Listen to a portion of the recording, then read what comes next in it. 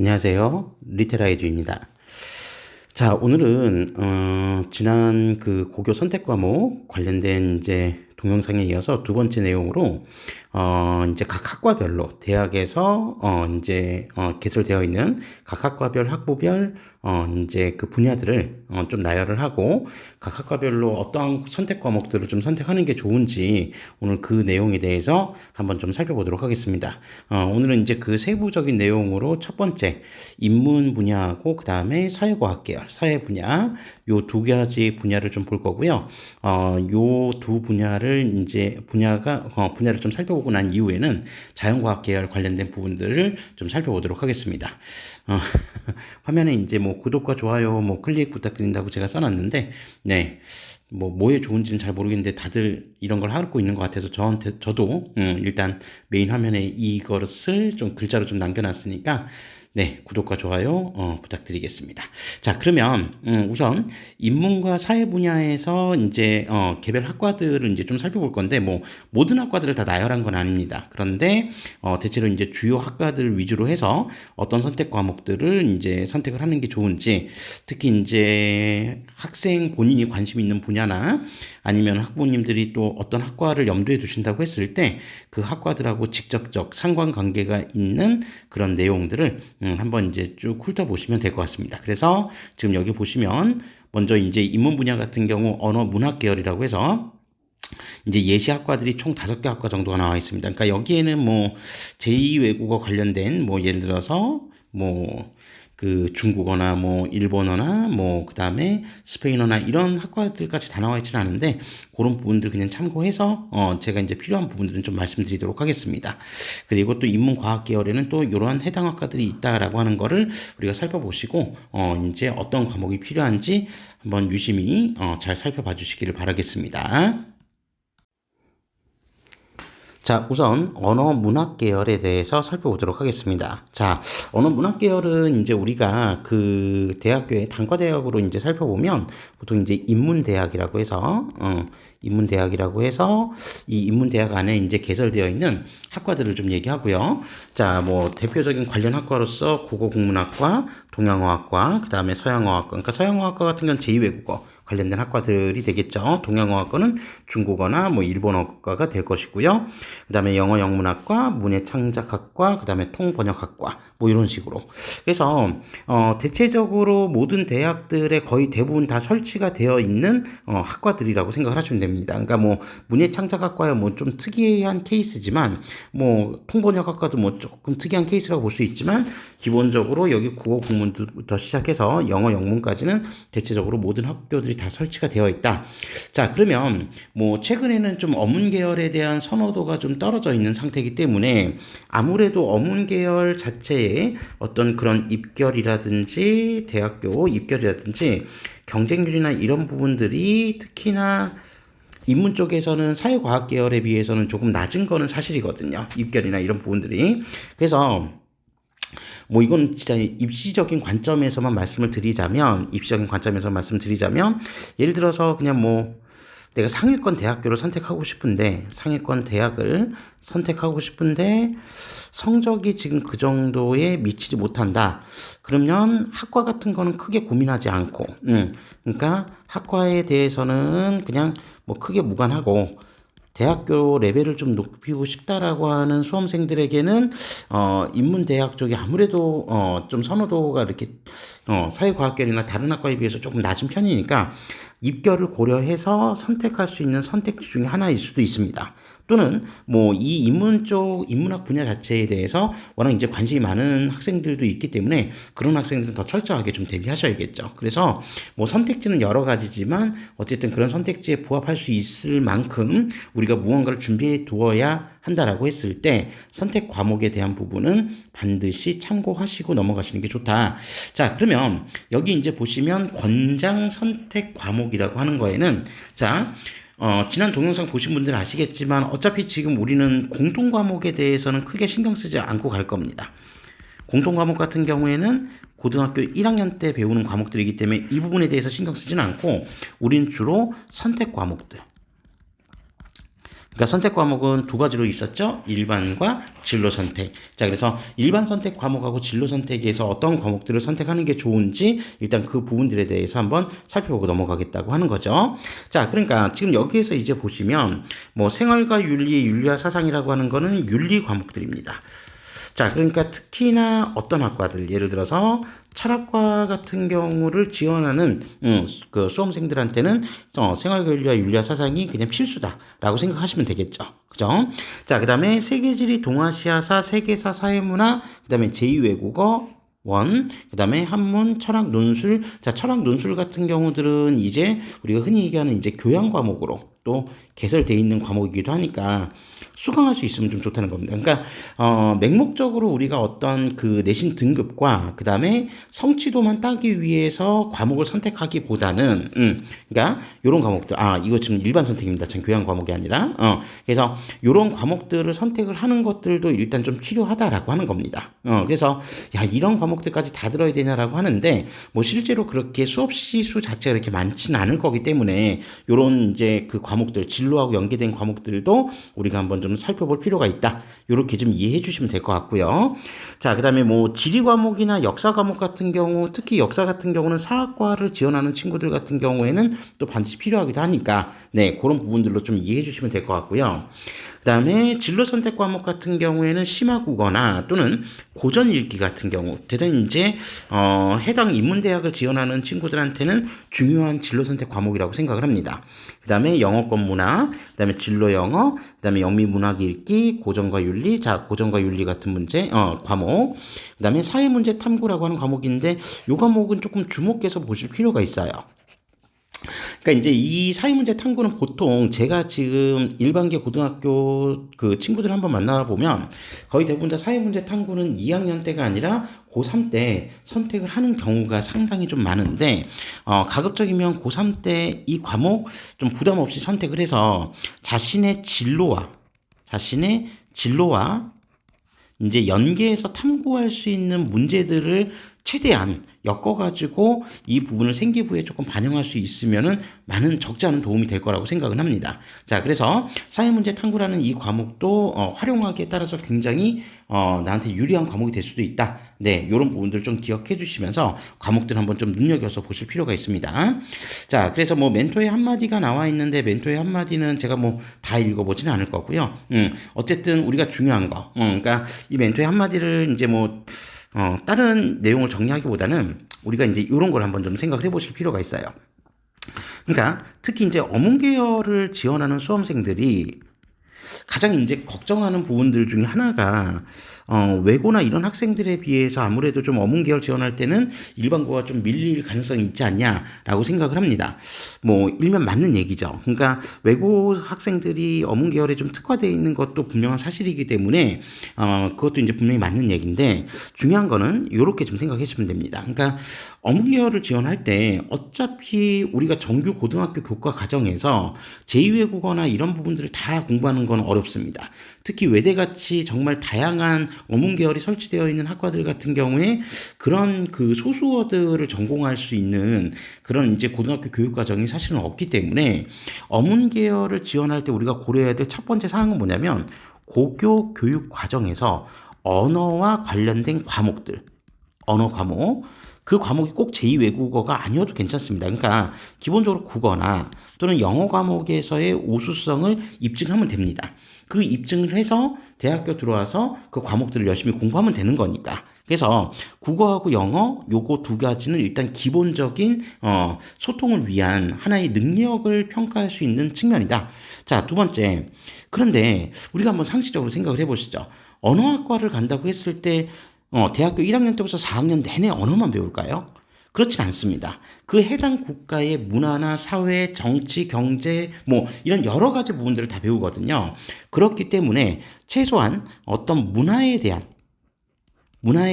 이해, 이런 부분들은 좀 필요하죠. 그럼 문화에 대한 이해라고 하는 것이 선행이 되기 위해서는 기본적으로 어떠한 교과목들을 수강을 해야 될지 대충 좀 짐작이 되시죠. 그래서 그런 부분들까지 염두해 두고 학생들의 그런 어떤 진로 방향을 이런 식으로 해서 설계를 해주는 것도 상당히 중요한 측면이라고 볼 수 있습니다. 그래서 제2외국어 또는 소수어과를 지원한다고 했을 때 내가 외고 출신이 아니라고 해서 너무 겁먹을 필요는 없다. 네, 요 부분을 먼저 하나 말씀드리고 싶었습니다. 자, 그리고 이런 그 어문결 같은 경우 뭐 이런 학생에게 권한다라고 하는 내용이 있는데 요건 그냥 한번 좀 참고해서 읽어보시면 될 것 같고 뭐 그러면서 이제 그 관련된 유사학과나 개설 대학들이 좀 나와 있는데요. 네, 참고해서 좀 보시면 될 것 같습니다. 그래서 뭐 한국어문학과, 국어국문, 문해창자, 글로벌 한국학전공 뭐 이런 학과들도 있다는 얘기고 이런 학과들이 설치되어 있는 대학들이 어떤 대학이 있는지 이런 부분들까지 한번 쭉 보실 수 있는 내용입니다. 자, 다음으로, 제가 앞서서 이제 말씀드렸던 그 학과들 같은 경우는 국어국문학과를 좀 얘기했었던 거고요. 자, 그 다음에 두 번째로 동양어학과. 그러니까 동양어학과 같은 경우는 중국어나, 그죠? 또는 일본어나, 아니면 이제 외대에 같이 이렇게 좀 특화되어 있는 외국어에 특화되어 있는 학과들 같은 경우 뭐 베트남어라든지 뭐 이런 여러 가지 동양어 관련된 학과들이 좀 있는데 어쨌든 이러한 동양어학과 같은 경우에는 또 어떤 과목들을 이수하는 게 좋은지 그 관련 정보들이 이렇게 쭉 나와 있습니다. 그래서 여기 이제 해당되는 일단 유사학과로 뭐 일어일문, 중어중문, 특수어학과 그 다음에 뭐 특수학과에는 지금 여기 보이시죠? 주로 이제 외대에 많이 개설이 되어 있는 그런 학과들이고요. 자, 그러면서 지금 이제 보면 뭐 일어일문학과랑 중어중문학과가 개설되어 있는 학교들이 나와 있는데 서울과 그 다음에 서울을 제외한 경기도, 인천까지 해서 수도권에 상당히 지금 많은 학교들이 개설이 되어 있습니다. 중어중문학과도 역시 마찬가지로 서울 수도권에 많이 개설이 되어 있고요. 그 다음에 특수학과 같은 경우는 많지는 않기 때문에 주로 서울 쪽에 외대에 많이 개설이 되어 있다. 그렇게 좀 이해하시면 되겠습니다. 그래서 졸업 후 진로에 대한 부분들도 나와 있으니까 참고하시면 될 것 같고요. 자, 일반 선택 과목과 진로 선택 과목으로 어떤 것들을 권해주는지 이제 좀 보면, 자, 이제 동양 쪽이니까, 그러니까 아시아 쪽이기 때문에 그 아시아 쪽의 언어뿐만이 아니라 문화, 사회, 경제, 이런 부분들을 관심 가질 수 있는 이런 과목들이 대체적으로 권해주는 권장 과목으로 등장하고 있습니다. 물론 이제 제2외국어 같은 경우가 수강을 해주면 좋겠죠. 그러니까 이 제2외국어가 가급적이면 뭐 웬만한 고등학교에 중국어, 일본어 이 정도는 개설이 돼 있기 때문에 가급적이면 해당 과목들을 선택해주는 게 좋고 그 다음에 제2외국어 2, 그러니까 중국어 2, 일본어 2, 뭐 요 정도까지 들어줄 수 있으면 좋은데 뭐 그 정도까지는 일반계 고등학교에서는 잘 개설이 될 수도 있고 안 될 수도 있기 때문에 그 정도까지 원하지는 않지만 어쨌든 기본적으로 해당 학과에 지원하려면 그 정도의 과목을 좀 들어주는 게 좋다. 이렇게 좀 이해해 주시면 될 것 같습니다.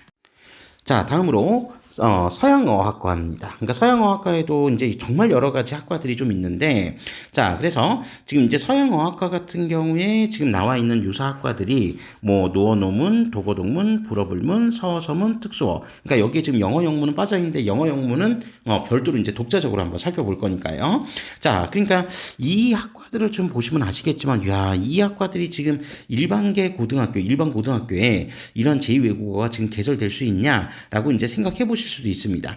뭐 쉽게 잘 안 되겠지만 제가 다시 한번 말씀드리지만 어차피 개설되지 않은 과목들을 선택할 수는 없기 때문에 이 과목을 선택하지 못했다고 해서 무조건 이 학과에 지원할 수 없냐 그건 아니라고 말씀드렸습니다. 그죠? 그러니까 최소한 우리는 언어의 기초 과목이라고 하는 국어, 영어, 그 다음에 제2외국어가 꼭 노어 노문이 아니어도 되고 독어가 아니어도 되고 불어가 아니어도 괜찮습니다. 그래서 학교에서 개설될 수 있는 제2외국어 정도 최소한 한 과목 정도는 수강을 해서 일단 이수를 하면 된다는 겁니다.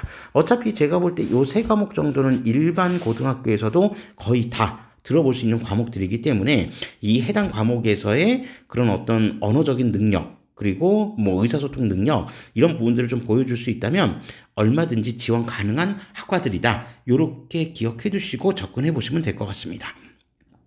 자, 그래서 자 이제 선택 과목에서도 일반 선택, 진로 선택 과목에서 자 윤리와 사상, 세계 지리, 세계사 이런 과목들이 좀 필요하다라고 되어 있죠. 그죠? 그러니까 윤리와 사상은 왜 듣는 게 좋냐? 대부분의 서양 철학들을 가장 많이 배우는 과목들이 윤리와 사상이기 때문에. 그죠? 세계지리 같은 경우에는 우리가 이제 뭐 여행하는 그런 관념으로 세계지리를 선택하지는 않습니다. 그래서 각국의 어떤 문화나 그러니까 그 지리적인 배경과 상관관계가 있는 문화, 특색 이런 것들을 우리가 공부할 수 있기 때문에 세계사 역시 마찬가지겠죠. 자, 그다음에 진로 선택 과목에서 영어권 문화, 영미문학 읽기 같은 과목들을 선택해 주면은 좋다라고 하는 거. 그러니까 이 과목은 이제 실제로 이제 일반계 고등학교에도 개설될 수 있는 과목이기 때문에 한번 고민해 보실 필요는 있다. 네, 요렇게 기억해 두시면 되겠습니다. 네, 다음으로 영어 영문학과입니다. 자, 영어 영문학과는 거의 뭐 대부분의 대학들이 이제 다 개설하고 있는 학과이고, 뭐 어문 계열 중에서도 다른 어문 계열에 비해서는 입결이 좀 높은 학과라고 보실 수 있습니다. 뭐 영어가 이제 뭐 거의 필수가 된 상황에서 어쨌든 영어 영문을 통해서 보다 심도 있는 그런 내용들을 이제 배울 수가 있고요. 자, 유사학과 같은 경우 뭐 영미 어문학부, 영미 어문학과, 그다음에 영어 통역학과, 그다음에 글로벌 커뮤니케이션, 영어 전공 이런 학과들도 있고 뭐 계열이 조금 다르긴 한데 이제 사회과학 계열에 들어가면 국제학부라고 하는 이런 학부들도 있거든요. 이런 학부들도 이제 크게 보면은 이 언어라고 하는 측면하고 크게 이제 경계선이 구분되어 있지는 않다. 네, 요렇게 좀 생각해 주셔도 될 것 같습니다. 그래서 개설대학이 상당히 많이 있다는 거, 어지간한 대학에는 다 있다. 네, 그런 거 한번 생각해 보시면 되겠죠. 그러니까 그만큼 선택지가 많기 때문에, 그러니까 선택할 수 있는 선택지가 대단히 많기 때문에 결론적으로 우리가 좋은 대학들, 그러니까 학생들이 원하는 상위권 대학을 선택하기에 학과에 대한 측면, 메리트를 고려한다면 네, 좋은 선택지로 작용할 수도 있다. 네, 요렇게 좀 기억해 주시면 될 것 같습니다.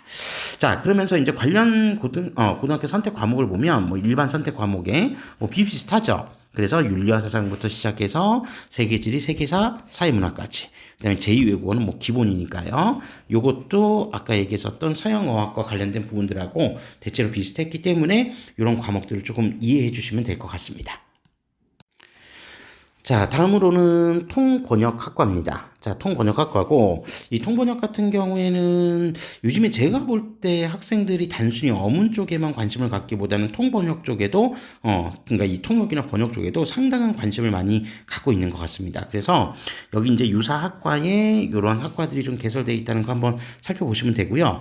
대체적으로 이 개설대학이 많지는 않습니다. 통번역 자체는. 그래서 가장 대표적인 대학이 경희대. 그리고 한국외대 글로벌 캠퍼스, 그러니까 용인에 있는 그 글로벌 캠퍼스에 주로 많이 개설이 되어 있습니다. 특히 경희대 같은 경우는 아시겠지만, 이게 이제 국제대학이라고 해서, 국제 캠퍼스라고 해서, 대부분의 이제 그 문과 계열은 서울 쪽에 와 있는데, 이쪽 어문 계열 쪽 같은 경우에는 상당수가 또, 용인 캠퍼스에, 용인 캠퍼스에 개설이 되어 있다. 그러니까 공대하고 같이 개설이 되어 있다는 것도 좀 참고해 보실 필요가 있습니다.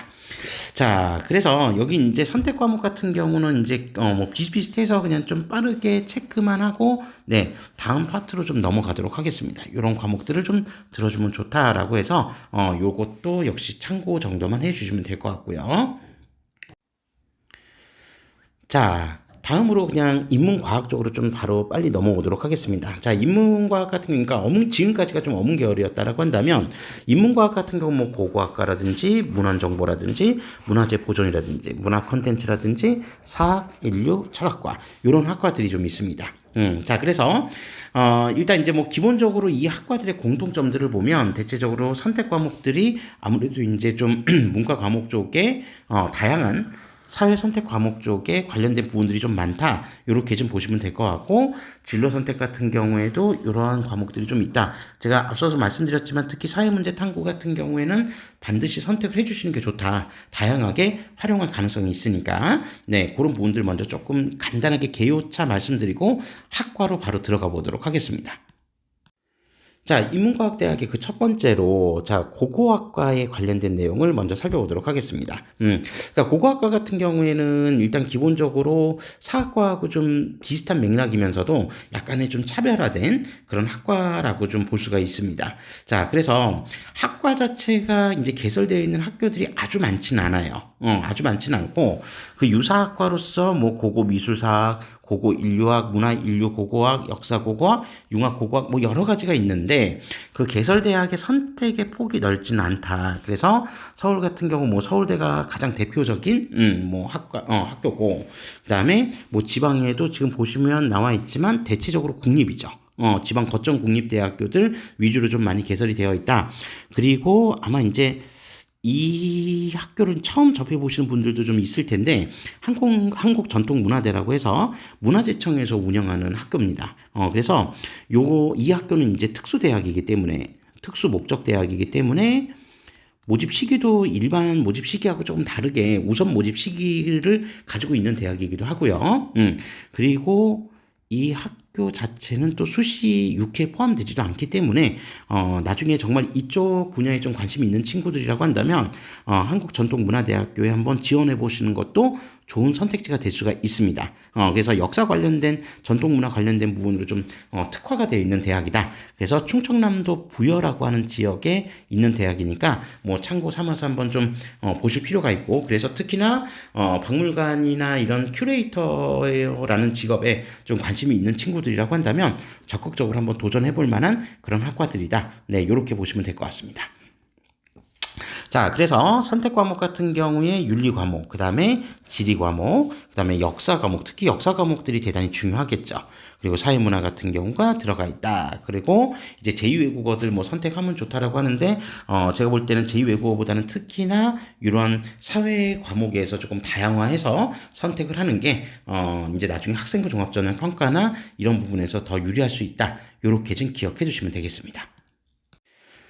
자, 다음으로 문헌정보학과입니다. 자, 문헌정보학과 같은 경우에는 이제 도서관 사서라든지 아니면 이제 도서 정보 관련된 이런 부분들에서 이제 조금 독자적인 커리어를 좀 쌓고 싶다라고 했을 때 뭐 선택할 수 있는 학과고, 생각보다 개설대학이 아주 많지는 않습니다. 아주 많지는 않기 때문에 뭐 유사학과로서 어떤 학과들이 있다라고 좀 보여지는데, 지금 보면 개설대학이 확실히 이제 다른 학과들보다 좀 칸이 좀 좁죠. 여기 있는 이 칸 자체의 크기가 그만큼 이제 학교들이 아주 많지는 않다는 겁니다. 그래서 지방 같은 경우에는 아예 그냥 국립대학 위주로 주로 많이 분포가 되어 있고, 서울 같은 경우에는 좀 특이하게 여대 쪽에는 생각보다 많이 개설이 되어 있습니다. 여대 쪽에 좀 많이 개설되어 있다는 특징. 그리고 나머지 일반 종합대 같은 경우는 그렇게 뭐 많이 개설되어 있는 학과는 아니다. 네, 요렇게 좀 기억해 주시면 될 것 같습니다. 그래서 여기는 이제 그 선택 과목 자체가 이제 앞서서 나왔던 다른 인문과학 계열하고 좀 다르게, 자, 언어와 매체. 자, 국어에서는 이제 선택을 해야 되는 과목인데, 요건 뭐 선택할 가능성이 높으니까 제가 뭐 크게 체크는 안 하고, 확률과 통계 같은 과목들은 정말 중요할 수 있습니다. 그래서 이 도서 정보나 이런 부분들에서 확률과 통계라는 과목들이 얼마나 유용하게 활용될 수 있는지를 추후에 이제 확인받을 수 있기 때문에 상당히 이제 조금 체크를 해보고 이제 수강을 하는 것도 좀 좋을 것 같고요. 자, 그다음에 윤리와 사상, 정치화법, 사회문화는 뭐 이거는 매우 중요한 과목이라기보다는 그냥 다룰 수 있는 최대한의 영역을 그냥 한번 설정을 해본다라고 이제 생각을 하시면 될 것 같습니다. 자, 그리고 진로 선택 과목에 인공지능 수학과 인공지능 기초라는 과목들이 들어가 있죠. 그러니까 지금 잘 보시면 제가 지금 네모 박스칸 친 부분들이 상호간에 다 연계가 있는 과목들이거든요. 그러니까 이 과목들이 가급적이면은 기본적으로 수강이 되는 게 좋다라고 하는 부분들을 조금 이해하고 이 과목들 선택하시는 게 좀 중요하다. 네, 이렇게 말씀드릴 수 있습니다. 자, 다음으로 문화재 보존학과입니다. 정말 학과가 많이 개설이 되어 있는 학과는 아니기 때문에 이 문화재 보존학과 같은 경우는 관심 있는 소수의 학생들이 이제 지원을 많이 하게 되죠.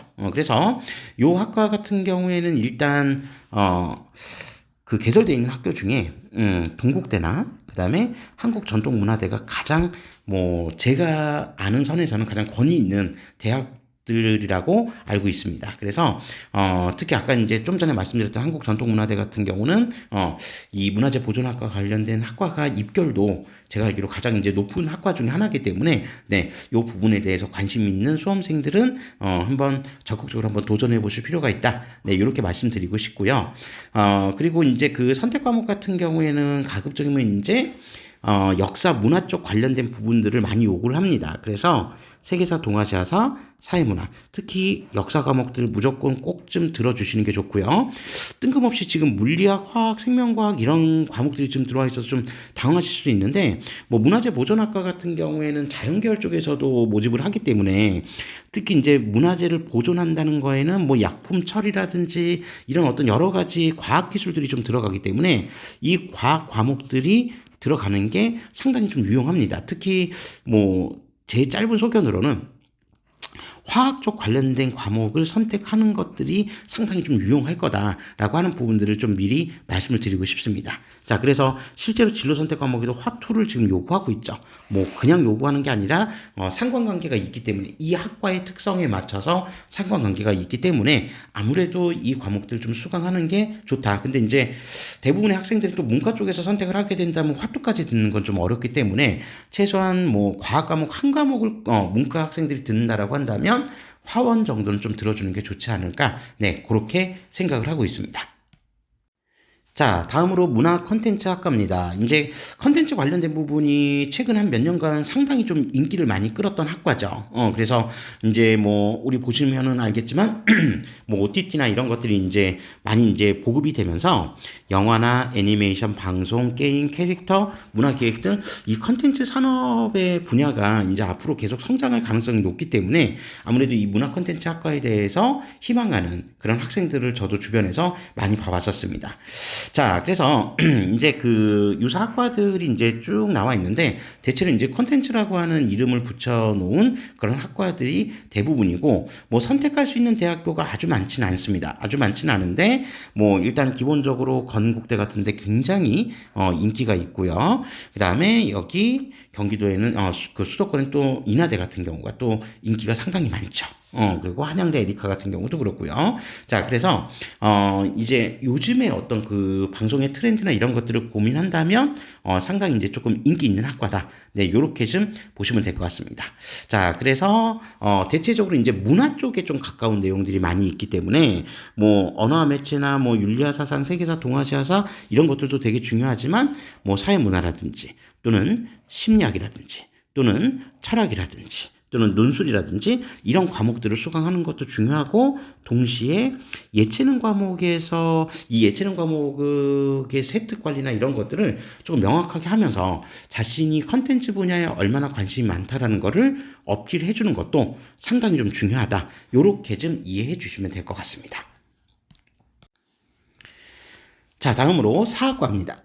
뭐 가장 전통적인 인문대학의 한 학과라고 보시면 되겠죠. 그래서 사학과가 세분화되어 있는 학교들도 있지만 그냥 사학과라는 이름으로 남아있는 학교들도 있고 어쨌든 사학과도 어문 계열과 마찬가지로 개설되어 있는 학교들이 정말 많습니다. 그래서 뭐 유사학과도 나와 있고 개설대학도 있는데 뭐 어지간한 학교들에서는 다 개설이 되어 있는 학과다. 네, 요렇게 좀 보시면 될 것 같습니다.